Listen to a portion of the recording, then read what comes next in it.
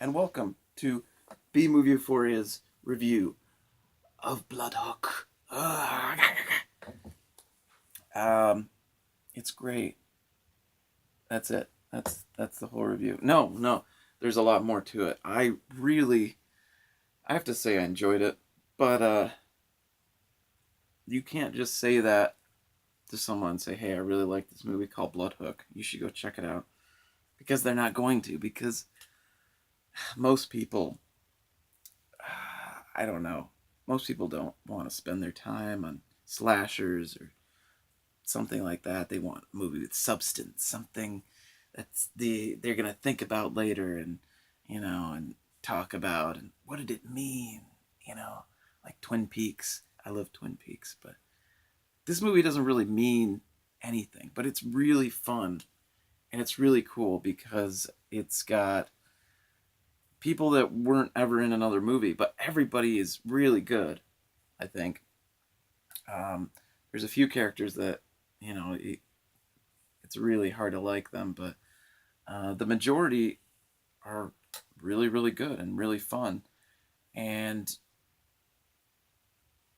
I think the main thing about it is it's very original. I enjoyed a lot of the actors, and the writing was really good. I really like the characters, and that's really rare, especially now.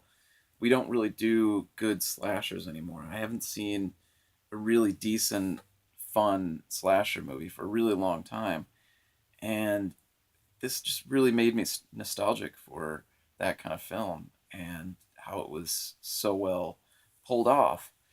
Um, for the most part, you really kind of sympathize with the characters, and you feel bad when they're getting killed, and you're like, oh man, this actually sucks. And the kills are really inventive.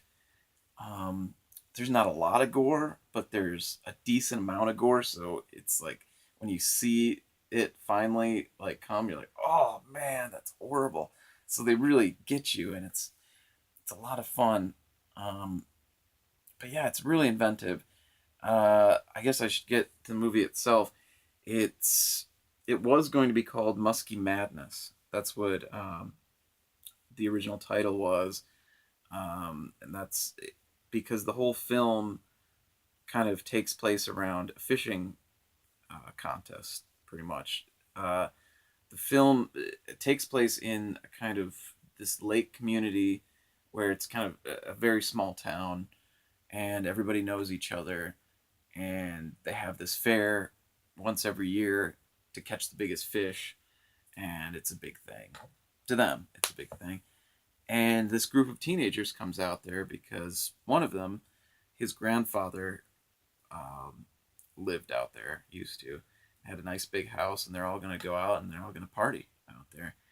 And, but years ago, a long time ago, on a fishing dock far away, no, in the same area, uh, this this boy watched his grandfather um, while they were both fishing together and having a good time. There something started to happen, and the cicadas started, and that's the best cicada I can do. But they started making, you know, their noise, and then all of a sudden his grandfather clutched his chest and fell into the lake, and he was never seen from again. And so the boy, who's now like a teenager, actually probably in his 20s, more like it, um, has some issues, and he kind of wants to deal with them out at the lake. He's a musician too, and his girlfriend is constantly pushing him, like, you gotta work on your music, you gotta be better. And you don't ever feel like his girlfriend is being a nag or anything. You just kind of feel like she's just kind of encouraging him to be a decent guy. And that's a weird thing in a movie, to have these kind of three-dimensional characters where you kind of, even in a lot of the Friday the 13th sequels, the majority of the characters were pretty much, um, they didn't have any depth to them. And I felt like, for the most part, most of these characters had at at least a little depth.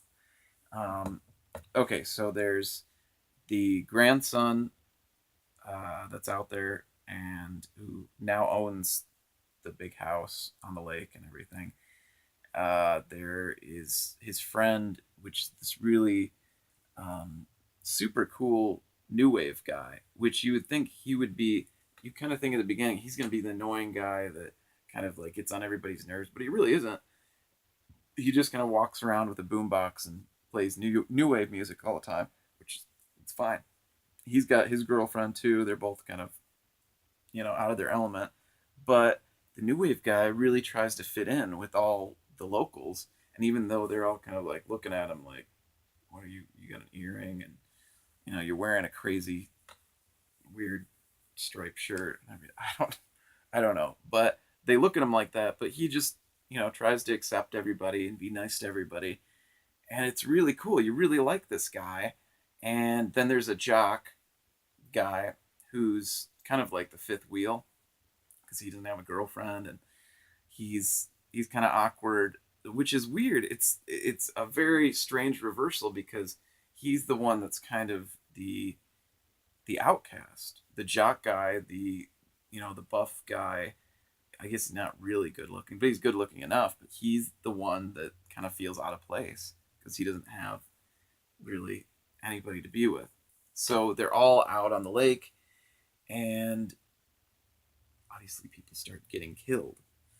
But they start getting killed in the most insane ways. I mean, it's not different every time. I shouldn't say that.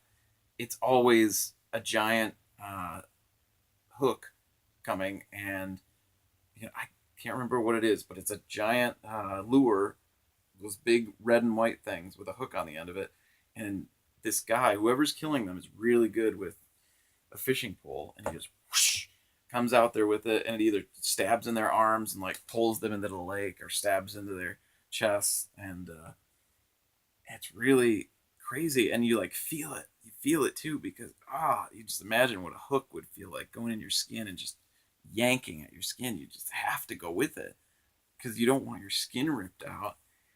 And so that starts happening. There's also at the same time there's a lot of characters in this movie, so it's really helps when they're not showing you who the killer is, and so you're like, could it be this guy? Could it be this lady? Could it be? You have no idea until they finally reveal it to you, and when it is, it's like, oh man, I should have guessed it, but you didn't. I mean, I didn't. You might have, but I didn't. So people are getting killed, and first there's there's the kids at the lake. There's also a family and a camper. This really annoying like city family. They're all just annoying. The dad, the mom is constantly, let's look at the loons.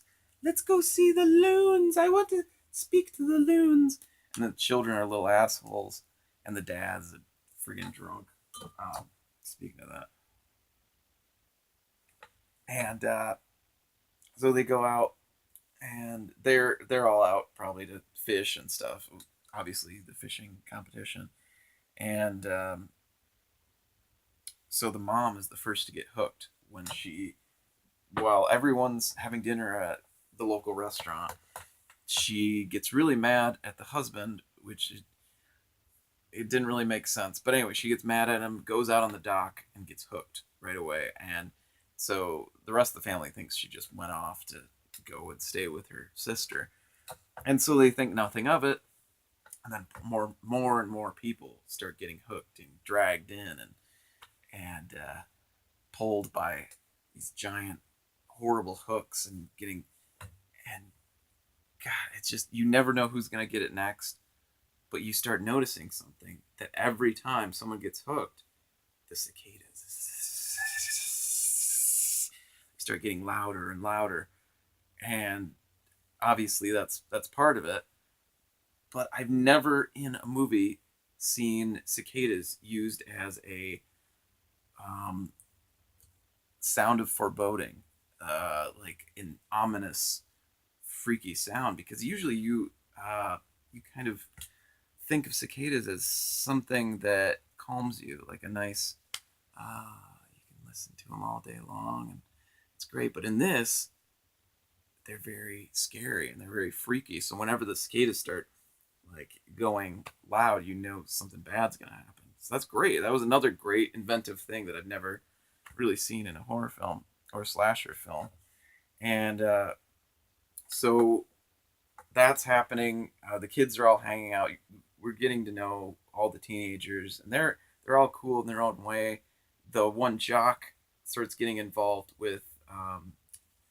So there's a crazy groundskeeper that comes on the property when the kids show up, and he's like, "What are you guys doing? You better not screw with this anything. Don't touch anything." And the guy's like, "Well, technically, the grandson is like, you kind of work for me now because I own this place, you know." And the guy's like, "I wouldn't work for you. If your grandfather were here, he'd slap the shit out of your mouth," or something like that. And then he goes and storms off. But anyway, so his daughter is she's actually a single mom, and she lives out there too. And her and the jock kind of get together, and there's kind of a love romance thing going on with them, which is actually, it feels really genuine and really like, she actually likes the guy and it feels real. And so that's happening with him, and you feel kind of good for him because he's finally finding someone that's really nice. And then at the same time, there's this one fisherman, this one guy he's trying to fake that he won the biggest fish, because that's the big prize. You win the big fish, you win musky madness. And so he somehow he caught like a big giant fish, and he's just gonna pretend like he caught it. He's gonna like pre-lure it and pre-hook it. So he's like, "Hey, look, I caught it. I caught this thing. This is mine." So he's in there, and he's about to, he's got it in this little tank, and then the old crazy groundskeeper comes in, sees what he's doing, just kicks the tank right into the water, and then the fisherman guy gets hooked. A couple of the teenagers get hooked, and every time you're like, "Dang it!" But they do, and it's rough every single time. And there's this, once you find out who the killer is, and like I said, you really don't expect it. There's this epic fishing battle between the grandson and the killer, whoever the killer is. Because I'm not gonna say, I'm not even gonna hint, because it's too good. I'm not gonna ruin it for you. But there's this great fish battle between the two, and they're both tossing it. They both got each other hooked, and they're pulling each other. And I was like, this is awesome. Where in a movie, I can't think of any other movie except maybe a comedy movie where they both got each other by the hook. But it was really fun. I was just super entertained, and it was great. It had a lot of great ideas, and I know the director Jim Mallon never really made another horror movie, and I think it's a shame, because I think he could have made a ton of them. But I think this film came, it was made in 1986. I think it came out in 1987 in the wide release. But I think it came at a time when it was just, the market was flushed with slashers and stuff like this. And it was kind of waning. The interest in it was just a little bit not as great. So I think he just moved on and he went to another thing. And what he went to was actually one of my favorite shows. He ended up producing the show Mystery Science Theater 3000, which I'm going to see. I'm going to see it live near Detroit in a couple days, and so happy. It's one of my favorite shows of all time. If you've never seen it, check it out. It's really great. So Jim Mallon the director went on to become the producer of Mystery Science Theater, and also the key grip on this film was Kevin Murphy, who also went on to be Tom Servo on Mystery Science Theater. If you ever watch the show, he's the little gumball-headed robot. And you can really tell that it had some really good people involved in it because it was freaky. It had a lot of humor in it, but it and there was some over the top humor, but it never really reached trauma level humor. That's why you can kind of tell this is one of the films that was picked up by trauma and not really done by trauma. And it just has a really good vibe throughout the whole film, and it's got a great ending. It doesn't like leave you with something stupid like a lot of slashers do. I mean, it has kind of like what's going on ending, but it's fun. The whole movie throughout is fun. I urge you to check it out. I hope one day they put it on some sort of special release where, the director and stars and stuff can talk about it. But I just don't think enough people have watched this movie, and I really, really think they should. I'm getting the VHS in a couple of days. I traded it for a guy for a thing, and so if anybody wants to borrow it, you live near me, I will so let you borrow it because it was so much fun. And if you want to watch it and you got Prime, it's up there.